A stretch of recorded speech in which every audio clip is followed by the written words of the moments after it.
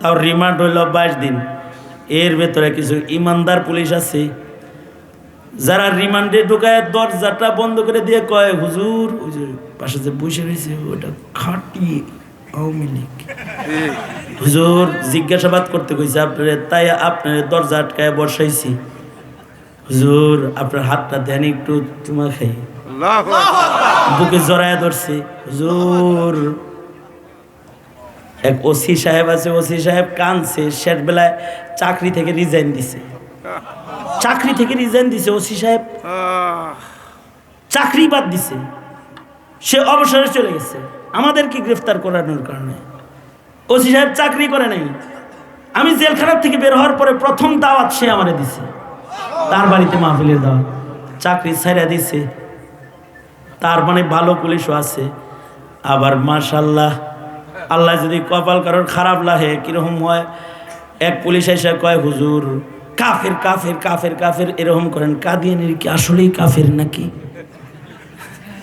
ওর কথা শুই না তো আমার ঠান্ডা মানুষ, কিন্তু আমার মেজাজ খারাপ হয়ে গেছে। আমার তখন মনটা চাইতেছে যে তোর নখে কয়েকটা আগে বসাইয়া লই, কিন্তু হাতে হইল হ্যান্ডকাপ লাগানো।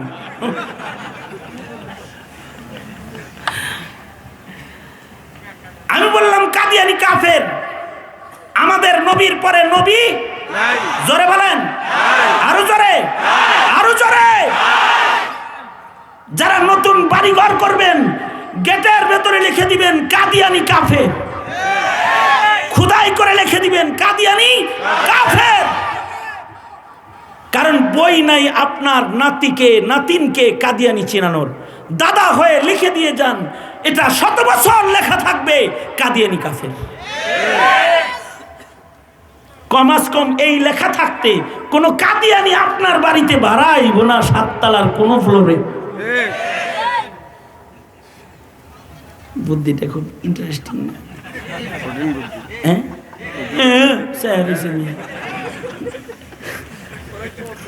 মনে করেন যে 7 তলা বাড়ি করতেছেন, আপনি যদি ভেতরে গেটে বড় করে লিখে দেন কাফের কাফের কাদিয়ানি কাফের, তো কমাস কম কোনো কায়দানি আপনার বাড়িতে বিল্ডিং এ ভাড়া উঠতো না।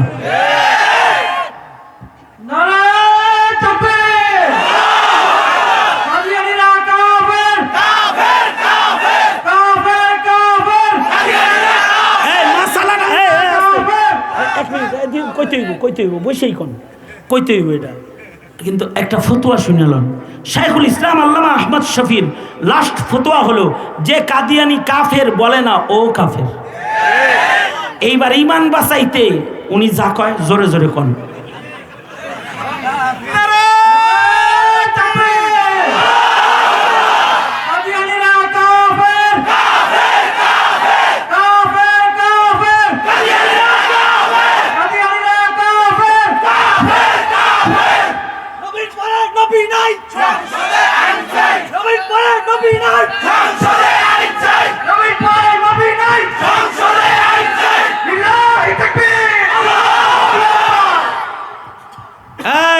মিজমিজি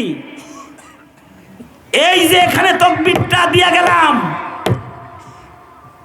আপনার প্রজন্মের যারা আজকের এই তাকবীরের দৃশ্য দেখে রাখলো, ওরা বইতে পড়তে হবে না, ওরা বড় হবে চিত্র ওদের মনে থাকবে।